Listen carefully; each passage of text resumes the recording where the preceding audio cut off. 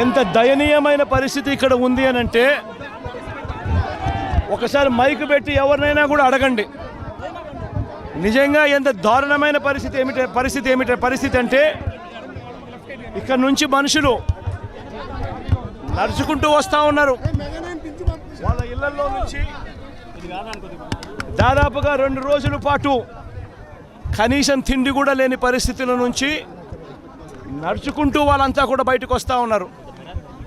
బోట్లు ఏమైనా ఏనంటే చాలని బోట్లు, ఆ బోట్లు కూడా ఎక్కించుకొని పరిస్థితులు,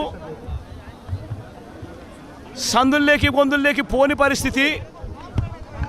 బోట్లలో వచ్చే వాళ్ళ సంఖ్య ఎంతమంది ఉన్నారు, నడుచుకుంటూ వచ్చే వాళ్ళ సంఖ్య ఎంతమంది ఉన్నారు ఒక్కసారి గమనించండి. ఈ లోతు దాకా నీళ్లుండి నడుచుకొని వస్తూ ఉన్నారు. వచ్చిన వాళ్ళు కనీసము ఇక్కడికి వచ్చిన తర్వాత ఎక్కడికి పోవాలనో కూడా తెలియదు. ఇక్కడికి వచ్చిన వాళ్ళకు కనీసం రిలీఫ్ క్యాంపులు కూడా లేవు. రిలీఫ్ క్యాంపులకు వీళ్ళని తీసుకొని వెళ్ళే కార్యక్రమము లేదు, వీళ్ళకి చెప్పింది లేదు, చేసేది లేదు.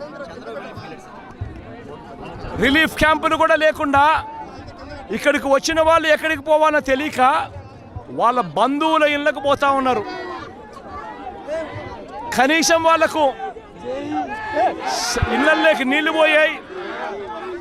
రిలీఫ్ క్యాంపులు పోలేని పరిస్థితి, రిలీఫ్ క్యాంపులు పెట్టని పరిస్థితి. కనీసం ఎవరికైనా సహాయం చేశారా, కనీసం కాస్తో కూస్తో డబ్బులు ఇచ్చారా అంటే ఒక్కరికి కూడా ఒక దమ్మిడి పైసా కూడా ఇవ్వలేదు. కనీసం దమ్మిడి రూపాయి కూడా డబ్బు ఇవ్వలేదు. నిజంగా ఇంత దారుణంగా ఉన్న పరిస్థితులు బహుశా ఎప్పుడూ కూడా చూసే ఉండం. ఇంకా ఆశ్చర్యం కలిగించే విషయం ఏమిటి తెలుసా? ఈ ఫ్లడ్స్ ఏదైతే చెప్తా ఉన్నారో, ఈరోజు ఈ ఫ్లడ్స్ ఏదైతే కనిపిస్తూ ఉన్నాయో ఇవి స్వయంగా మ్యాన్ మేడ్ ఫ్లడ్స్. ఇది మ్యాన్ మేడ్ ఫ్లడ్స్ అంటే దాని అర్థం ఏమిటి అని అంటే ప్రభుత్వం స్పందించాల్సిన రీతిలో స్పందించకపోవడంతో ఈ రకంగా అన్యాయమైన పరిస్థితి నెలకొని ఉంది. ఆలోచన చేయమని అడుగుతా ఉన్నా. ఇంతకు ముందు కూడా వరదలు వచ్చాయి, ఇంతకు ముందు కూడా ఫ్లడ్స్ వచ్చాయి. ఇప్పుడు పడిన వర్షం కన్నా ఇంకా ఎక్కువ వర్షాలు కూడా పడ్డాయి. కానీ ఏ రోజు కూడా మనుషులు చనిపోయిన పరిస్థితులు ఏ రోజు రాలా. ఇంతటి దారుణమైన పరిస్థితులు ఏ రోజు లేవు. ఆలోచన చేయమని అడుగుతా ఉన్నా. ఆగస్టు 28వ తారీఖున బుధవారం నాడే బంగాళాఖాతంలో అల్పపీడనం ఏర్పడతా ఉంది అని చెప్పి, వాయుగుండంగా మారుతూ ఉంది అని చెప్పి 28వ తారీఖునే బుధవారం నాడే అలర్ట్ వచ్చింది రాష్ట్ర ప్రభుత్వానికి. 28వ తారీఖునే అలర్ట్ వస్తే ఆ అలర్ట్లో గురువారం నుంచి వర్షాలు మొదలవుతాయి, చిన్నగా పడతాయి. శుక్రవారం సాయంత్రానికల్లా అది ఎక్స్ట్రీమ్ రెయిన్ఫాల్ కింద మారుతుంది. శనివారం అంతా కూడా ఉంటుంది ఆ రెయిన్ఫాల్ అని చెప్పడం జరిగింది. అంటే 20 సెంటీమీటర్ల పైచిలుకు వర్షం పడుతుంది అని అంటే దాని అర్థం అది ఎక్స్ట్రీమ్ రెయిన్ఫాల్ అని. మరి ఆ ఎక్స్ట్రీమ్ రెయిన్ఫాల్ ఎక్కడ వస్తూ ఉంది, ఏ మండలాలలో వస్తుంది అనే ఇన్ఫర్మేషన్ కూడా IMD ద్వారా మనకు ఇన్ఫర్మేషన్ కూడా మనకుంది. ఆ ఇన్ఫర్మేషన్ మనకు ఉన్నా కూడా 28వ తారీఖునే బుధవారం నాడే మనకి అలర్ట్ వచ్చిన తర్వాత కూడా మనం ఏం చేశాము అన్నది ఒక ముఖ్యమంత్రిగా రాష్ట్ర ప్రభుత్వంగా ఆలోచన చేయాలి. 28వ తారీఖున అలర్ట్ వచ్చిన వెంటనే ఆ అలర్ట్లో ఎక్స్ట్రీమ్ రెయిన్ఫాల్ పడుతుంది. ఆ ఎక్స్ట్రీమ్ రెయిన్ఫాల్ మన దగ్గర మాత్రమే కాదు, ఆ ఎక్స్ట్రీమ్ రెయిన్ఫాల్ మన దగ్గరనే మాత్రమే కాదు, కృష్ణా, గుంటూరు, వెస్ట్ గోదావరి జిల్లాలు మాత్రమే కాదు, తెలంగాణలోని ఖమ్మం, నల్గొండ జిల్లాలలో కూడా పడుతుంది అని చెప్పడం జరిగింది. క్యాష్మెంట్ ఏరియా మొత్తం కృష్ణానది క్యాష్మెంట్ ఏరియా భీకరంగా తయారవుతుంది అని కూడా ఆ రిపోర్ట్లో చెప్పడం జరిగింది 28వ తారీఖున వాళ్ళు అలర్ట్ చేసిన రిపోర్ట్లో. మరి ఒకవైపున ఏం చేయాలి ప్రభుత్వం అన్నాక? ఆల్రెడీ డ్యాములు చూస్తే శ్రీశైలము, నాగార్జున సాగరు, పులిచింతల డ్యాములు ఆల్రెడీ ఇప్పటికే ఫుల్గా నిండున్నాయి. ప్రభుత్వం అనేది చేయాల్సింది ఏమున్నది? వెంటనే ప్రభుత్వము ఇరిగేషన్ డిపార్ట్మెంట్తోనూ, రెవెన్యూ డిపార్ట్మెంట్తోనూ, హోమ్ డిపార్ట్మెంట్తోనూ రివ్యూ కార్యక్రమం చేసి ఈ రకంగా తుఫాన్ రాబోతా ఉంది, డ్యాములు అయితే పూర్తిగా నిండున్నాయి ఇప్పటికే, ఆ నిండు ఉన్న డ్యాముల పరిస్థితుల నేపథ్యంలో, తుఫాన్ వస్తూ ఉన్న నేపథ్యంలో ఏ రకంగా దీన్ని డీల్ చేయాలి అని చెప్పి ఒక ప్రణాళికాబద్ధంగా ఒక కార్యక్రమం చేయాలి. శ్రీశైలం నుంచి, నాగార్జున సాగర్ నుంచి, పులిచింతల నుంచి కనీసం 60-70 టీఎంసీల నీళ్లను అక్కడి నుంచి తగ్గించి అక్కడ వాటర్ ఫ్లడ్ కుషన్ ఏర్పాటు చేసుకోవాలి.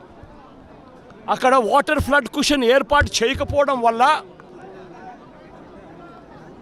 కృష్ణానదిలో వరదలు రావడం, ఒకవైపున తుంగభద్ర నుంచి కురిసిన వర్షాల నేపథ్యంలో దాదాపుగా 170 క్యూసెక్కుల నీళ్లు తుంగభద్ర నుంచి నీళ్లు రావడం, ఇది కూడా మనకి ఇన్ఫర్మేషన్ ఉంది. సిడబ్ల్యూసి వాళ్ళు కూడా రిపోర్ట్ చెప్తా ఉన్నారు. ఈ నెల 30వ తారీఖు నుంచి శ్రీశైలంలోని కృష్ణానది ఇంకా భీకరంగా, కర్ణాటక నుంచి, మహారాష్ట్ర నుంచి కూడా వర్షాల వల్ల భీకరంగా నీళ్ళు వస్తాయని చెప్పి శ్రీశైలంలో నీళ్లను తగ్గించి ఉండింటే, తుంగభద్ర నీళ్లు శ్రీశైలంలోనూ నాగార్జున సాగర్లోనూ ఆపికన ఉండగలిగిందంటే ఆ వాటర్ ఫ్లడ్ కుషన్ ఏర్పరచుకోవడం వల్ల దాదాపుగా సబ్స్టాన్షియల్గా నీటిని అక్కడే మనం కట్టడి చేసి ఉండొచ్చు. అది కాక కృష్ణానదికి సంబంధించి తెలంగాణ నుంచి వస్తూ ఉన్న నీళ్లు, మూసీ నది నుంచి వస్తూ ఉన్న నీళ్లు, ఇవన్నీ కూడా పులిచింతల్లో కూడా ఆల్రెడీ నిండి ఉన్న కెపాసిటీ. అక్కడ కూడా నీళ్లు తగ్గించి ఉండింటే అక్కడ కూడా నీళ్ళు ఆపి ఉండే పరిస్థితి. కానీ అవన్నీ ఏమీ చేయకుండా, ఎక్కడా కూడా నీళ్లు తగ్గించకుండా 30వ తారీఖు నుంచి నీళ్లు తగ్గించుకుంటూ వచ్చిందంటే ఒక 8 లక్షలు 9 లక్షలు క్యూసెక్కులు అలా పారుతా పోయిండు 30వ తారీఖు నుంచి.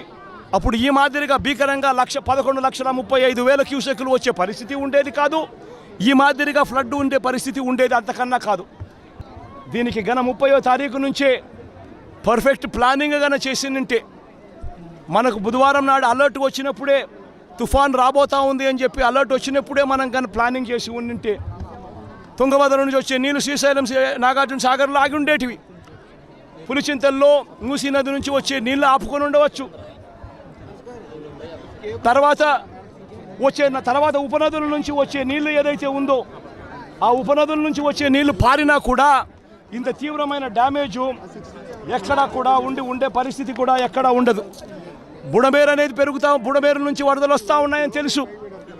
బుడమేరు నుంచి వస్తూ ఉన్న వరదలను కూడా ఇక్కడనే పంపించే కార్యక్రమమే చేశారు. శనివారం రాత్రి ఒక అలర్ట్ లేకుండా ఈరోజు చెప్తా ఉన్న ఈ 11,30,000 క్యూసెక్కుల గురించి ఏదైతే మాట్లాడుతూ ఉన్నామో, ఈ 11,30,000 క్యూసెక్కులకు సంబంధించి మొదట ఇది రావడం ఇదేమి కొత్త ఏమీ కాదు.